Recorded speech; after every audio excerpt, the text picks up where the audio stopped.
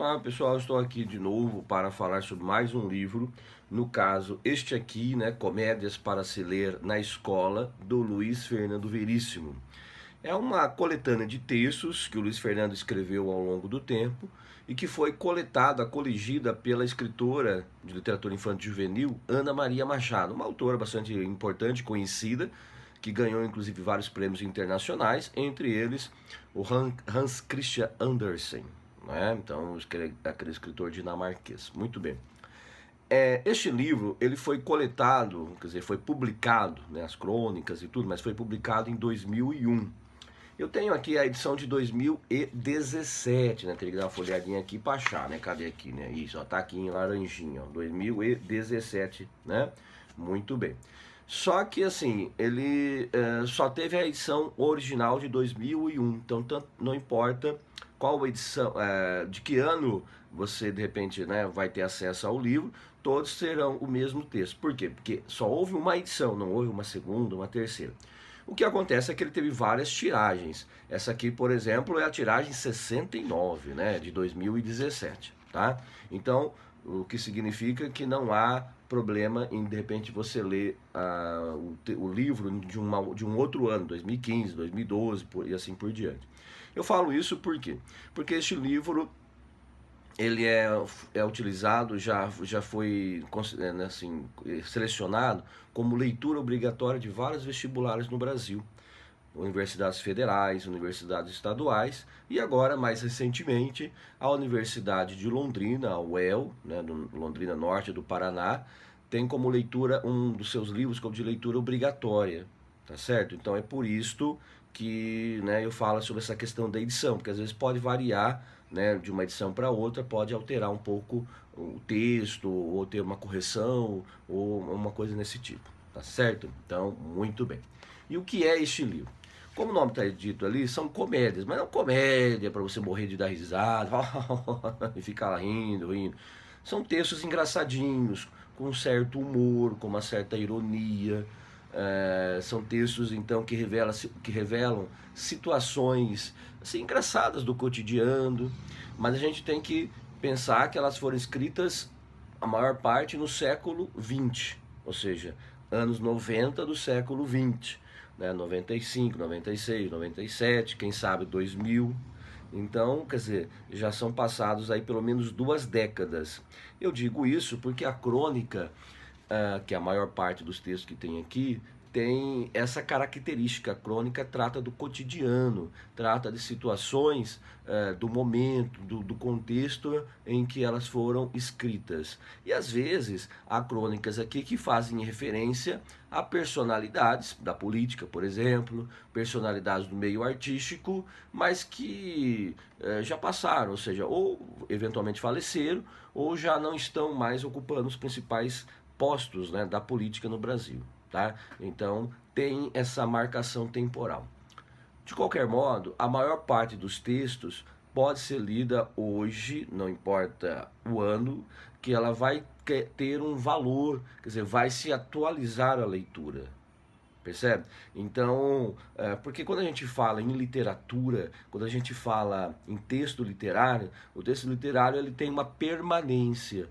Então você pode ler um livro que foi publicado há 200, 300 anos atrás e ainda ele tem a sua validade hoje. Validade por quê?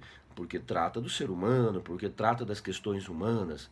Agora, um texto jornalístico, uma crônica que tem um pé no jornalismo, ele tem esse caráter temporal, quer dizer, é muito marcado no tempo. Claro que você pode ler uma crônica escrita no século XIX, não há problema nenhum. Só que a gente tem que fazer a transposição temporal, quer dizer, você tem que ler uma crônica pensando naquela época, ainda que eventualmente a crônica trate de assuntos gerais. Por exemplo, o Rubem Braga é um autor que é um cronista, mas que sempre fala das questões humanas, não especificamente das questões do cotidiano, daquele momento, do período. Tá? Então nós temos aqui 35 textos. Eu ia falar crônicas, mas não temos só crônicas. Então olha aqui, ó, temos até, né, poemas. Tem um poeminha chamado O Amor. E a Ana Maria, que é a que selecionou os textos, que coligiu os textos, separou em 6 sessões. Veja, nós temos a seção Equívocos, com 6 textos, Outros Tempos, com 4, De Olho na Linguagem. Aliás, o Luiz Fernando Veríssimo discute muito, não só ele, né, muitos escritores discutem muito o papel da linguagem, a questão gramatical, mas também o significado das palavras. Vocês vão encontrar muitas crônicas assim, em que ele discute o significado das palavras. Fábulas, não necessariamente fábulas como de La Fontaine, fábulas clássicas, apesar do nome, ele atualiza, digamos assim, histórias, fala né, mais assim do século XX e talvez até um pouquinho do século XXI. Falando sério, com 4 crônicas e exercícios de estilo, que como o nome diz, a gente tem aqui uma certa liberdade estilística a respeito, né, de um determinado tema, de um determinado assunto. Ok? Muito bem. Então, como são 35 textos, eu não vou repassá-los todos aqui, né? Nem faria sentido. Eu quero mais, na verdade, explicar algumas crônicas, explicar alguns textos, para que depois vocês possam ter, né, uma visão de conjunto e com a leitura poder compreender melhor, né, aquilo que leu, com base naquilo que eu estou falando e dando, digamos, uma chave de leitura, que não é única, né? É apenas uma chave de leitura. Então nós temos aqui a primeira crônica, que tem um caráter de conto também, é a espada. É a história de um menino que estava fazendo 7 anos, que ganha uma espada e diz ao pai que ele era, né, um Thundercat. Olha aí, cadê o Thundercat? Thunderboy, na verdade, eles dizem um Thunderboy, né, um menino trovão, né? E é interessante porque tinha um desenho com esses nomes, Thundercat, né? Eles falam Thundercat, né? É o gato lá, né? O gato trovão. E o pai, é claro, acha que ele está variando, né? O filho dele, né? É uma fantasia, né? Aquele jogo de fantasia e realidade, típica de uma criança. Só que em dado momento o menino pega a espada, perdão, grita, né, Thunderboy, Thunderboy, levanta a espada assim e tal. E realmente o céu fica meio azul, fica meio estranho. E aí o pai fala, né, vai conversar com a mãe e pergunta quem teria dado a espada. Ela falou, eu não fui, não vi quem deu. Então fica aquela coisa assim meio em aberto. Quer dizer, será que ele seria um Thunderboy mesmo? Né? Então é uma crônica que basicamente fala isso, sobre esse jogo entre ficção e realidade, que é próprio da literatura. Muitas vezes nós lemos textos literários e temos a sensação de que aquilo é real, mas ele é real dentro do contexto literário. Mesmo quando se baseia em acontecimentos reais, um texto literário não precisa ter compromisso pleno com a realidade, porque senão não é literatura, aí vai ser história, vai ser ciência, vai ser qualquer outro texto. O texto literário tem esse componente, ok? Depois nós temos aqui, olha, o Marajá. Ó, Marajá, cadê o que é o Marajá? O Marajá era um termo que ficou famoso nos anos 90. Era um termo, tinha lá, né, o caçador dos marajás, né, nem vou citar aqui o nome do político, mas era o caçador dos marajás. E ele, né, porque marajá era quem ganhava bem no serviço público, ganhava o que seria hoje aí 100 mil reais por mês, e a gente sabe que ainda tem muita gente que ganha isso de salário, né? Apesar de não poder, mas ganha. E aí então, mas aqui não tem, apesar do título Marajá, não tem uma conotação, uma relação específica com os marajás do serviço público, né, do caçador de marajá nos anos 90, né? Foi candidato à presidência, até ganhou também, né? Então é a história de uma mulher que tinha mania de limpeza e a família toda até achava isso exagerado, e ela achava que iria receber a visita de um marajá e o marido dela fala para um amigo, ó, vai lá, se veste de marajá, conversa com a minha esposa, vê se ela muda essa mania de limpeza. E é o que acontece.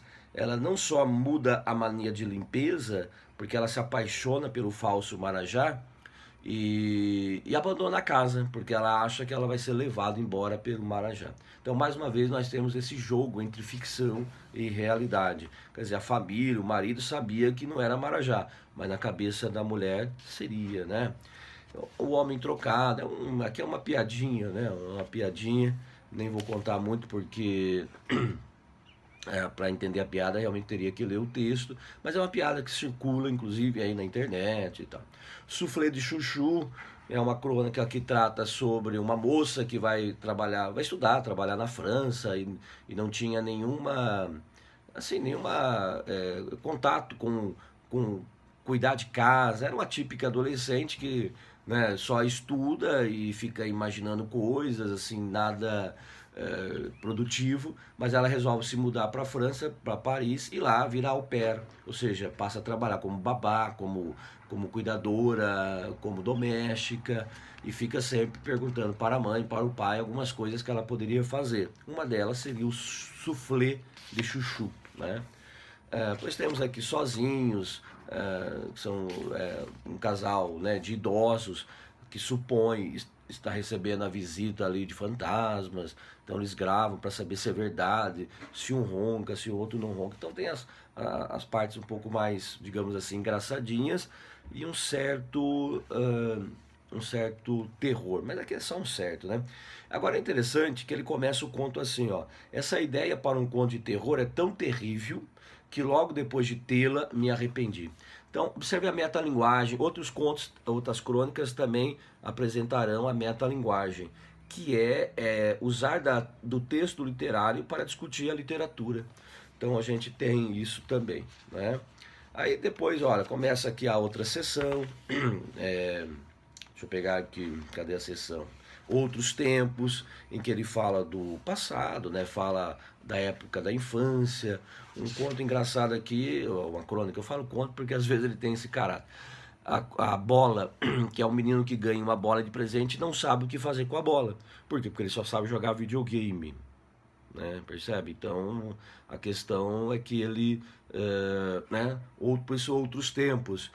Não que uma criança não saiba o que fazer com uma bola, mas na crônica ele quer dizer isso, que às vezes a pessoa está tão tecnológica, usa, né, nem falar, nem na época nem havia ainda smartphone, tá? Só para deixar claro. Então ele fala do videogame, mas a gente pode transpor para hoje em dia. Quer dizer, às vezes a criança, o adolescente está tão preocupado com o celular, com o smartphone, com jogos eletrônicos, que se esquece de brincadeiras que tem uma maior interação. Então jogar bola, né, que é o caso aqui da crônica, ou qualquer outra. Mas não quer dizer que não se jogue bola, né, é evidente. Né? Nós temos aqui, ó, adolescência, é, de olho na linguagem. Então, como eu falei, há muitas crônicas que discutem o papel da linguagem, não só para escrever, não só para se comunicar, mas a linguagem como meio de pensar o mundo, de refletir sobre o mundo. Uma das crônicas é essa aqui, ó, sexa. Não existe a palavra. Então, é o menino perguntando qual seria o feminino de sexo. E o pai fala, olha, não existe sexo, é sexo, mas se for uma mulher, vai continuar sendo sexo. Então, ele vai tratando sobre isso. E aí o interessante é no final, que o pai, conversando com a mãe, fala assim, olha, nosso filho só pensa em linguagem, só pensa em gramática. O que deveria ser o contrário, né? Quando a gente é adolescente, a gente pensa muito em sexo, né? Ficar, fazendo, não sei o que é, o que não é. Alguns pensam, outros fazem, enfim. Mas de qualquer modo, então aqui a brincadeira tá nessa, né? Quer dizer, nessa ideia. Ele só pensa em gramática, só pensa em linguagem. Papapá, né? Aqui sobre a questão da linguagem, a tradução. Como é que um estrangeiro pode compreender a nossa língua? E a gente poderia transpor para outros idiomas, porque todo idioma tem expressões idiomáticas, todo idioma tem gírias, e tem também expressões que não tem um significado imediato. A gente usa mais da fonética, igual papapá. Por exemplo, você está contando uma história, falando algo e fala, então, e aí aconteceu tudo aquilo, papapá, você não quer, né, falar muito, então faz um resumo com essas expressões. Ou barulhos assim, né? Então a gente tem expressões desse tipo e aqui uma americana quer entender, tá? E termos como ó, defenestração, palavreado, são crônicas em que o Luiz Fernando Veríssimo discute o significado das palavras. Por que algumas palavras são tão estranhas, como ou esdrúxulas, como a própria palavra esdrúxula, ou defenestração? Por que esse termo defenestração? né? Então, algumas crônicas ele discute o significado das palavras e a origem, quer dizer, por que que essa palavra significa tal coisa e não poderia significar outra. É o papel do escritor. O escritor está sempre discutindo a linguagem, então por isso que muitos textos são metalinguísticos, né? Porque usam da linguagem para discutir a própria linguagem. Aí tem aqui uma crônica chamada Direitos Humanos, em que ele fala da malandragem, né? A história se passa no Rio de Janeiro, mas poderia ser qualquer malandragem aí, não importa. Falando sério, fobias, essa é uma crônica bem interessante, porque poderia ser ele próprio, o próprio Luiz Fernando Veríssimo, mas qualquer pessoa que está num hotel e no hotel e ele esqueceu de levar coisas para ler e não há nenhuma leitura lá, nada. Então ele começa a conversar lá com a recepcionista e fala: nós não temos nada aqui. Ele, a única coisa que eu tenho escrito é a carta da mamãe. Ele fala: não, pode ser, eu leio então. Por quê? Porque era a fobia, o medo, né, de não ter o que ler, de não ter, né, como fantasiar, né, durante a leitura e coisas do tipo. Muito bem. Aqui é o poema, né, que eu havia falado para vocês, ó, o amor, né, consegue enxergar melhor agora, né? Amor, ó, eu queria, senhora, ser o seu armário e guardar teus tesouros como um corsário. É um poema bonitinho, assim, simplesinho, mas é bonitinho, tá? Então são muitas as crônicas.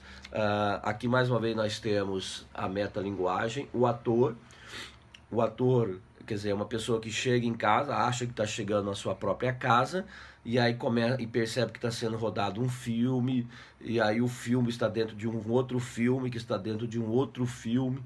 Então, mais uma vez, o jogo entre ficção e realidade. Quer dizer, será que nós estaríamos interpretando um papel a todo instante, ou será que nós somos nós mesmos? Ou falando de uma outra maneira, né? Aqui ele não falava de redes sociais, mas a gente pode pensar hoje nas redes sociais, de que maneira que nós nos apresentamos perante a sociedade. Nós nos apresentamos tal e qual nós somos, ou somos atores de nós mesmos.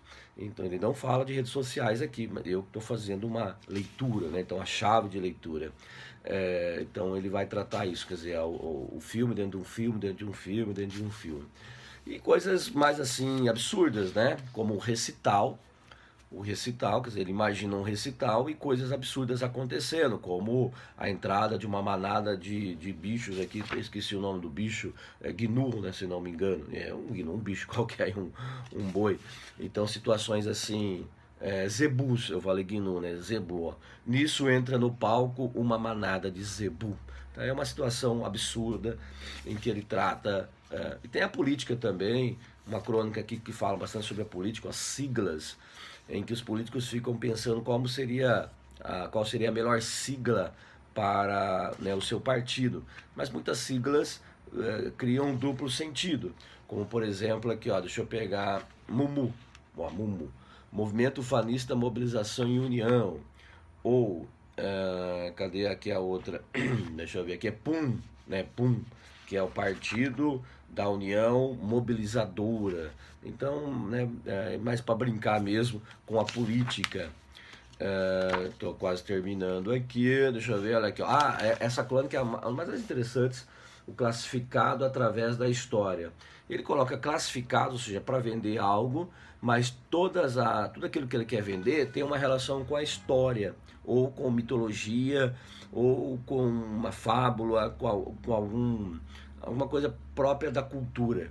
Então é a crônica mais rica que a gente tem, rica de significados, que a gente tem no livro. Por exemplo, sítio, vendo, barbada, ótima localização, água à vontade, árvores frutíferas, caça abundante, um paraíso, amigos ocupantes despejados por questões morais, ideal para casal de mais idade, negócio de pai para filhos, tratar com Deus.